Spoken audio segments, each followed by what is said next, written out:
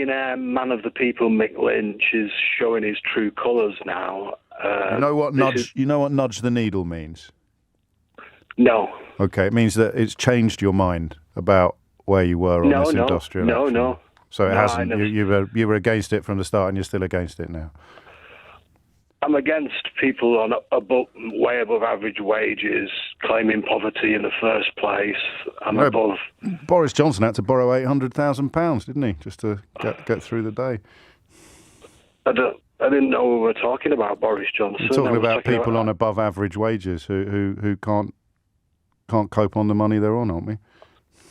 I'm talking about people in the north who earn less than £20,000 a year for full-time work. Yeah.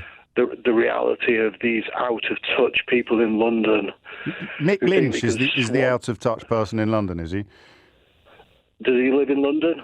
Yes, he does. But let's talk about Does he earn over £100,000 a year? Has he just insulted the people of the north? Which is set by his members. Let's talk about RMT members who are on much smaller salaries who voted for strike action. So I understand the effectiveness of the invitation for people who don't like thinking about things to focus on Mick Lynch, but let's talk about RMT workers on, let's say, £23,000 a year who have voted for this industrial action. Let's address them rather than the man they elected, the man they elected as their general secretary. So tell them they're out of touch and overpaid. Well, I wouldn't say they were. They're entitled to do what they like. They're entitled to strike. But the fact that he's chosen these particular dates, yes, and some of the other unions have particularly chosen convenient dates to be the most spiteful, just shows how politically orientated these strikes are. These are the most spiteful dates. Well, I just think that he's not been in the news for a couple of weeks, so he sat back, weighed up the situation, and just thought, I'll get back in the news again now. So, okay. So trying to disrupt the FA Cup final or the Eurovision Song Contest as the most spiteful act so far. I just wonder if you could address people listening to this who've had quite serious operations postponed as to why disrupting the football is worse than disrupting their healthcare. I'm sure they're already disgusted at unions anyway. They ring me in their droves to tell me that they support the industrial action even though it's affecting them directly. So just a quick word to them on why messing with the football is worse than messing with their healthcare.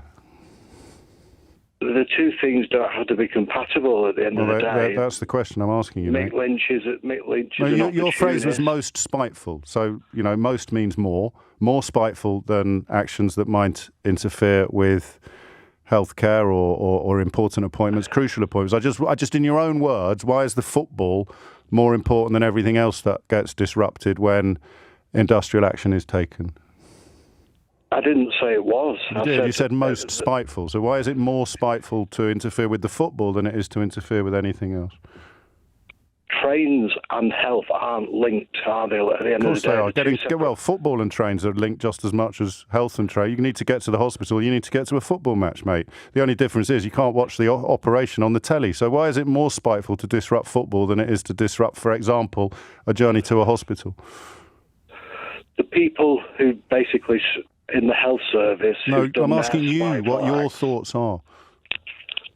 My thoughts on why football is more important than healthcare.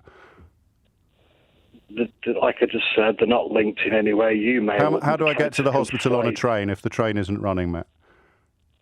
You ring an ambulance, but they're all on strike, so you can't get one. No, you don't ring an ambulance. You don't ring an ambulance for a scheduled appointment, Matt. Don't start lying, Matt. That doesn't help either of us. How do I get to my hospital appointment, my scheduled hospital appointment in a non-emergency scenario on a train if the trains aren't running?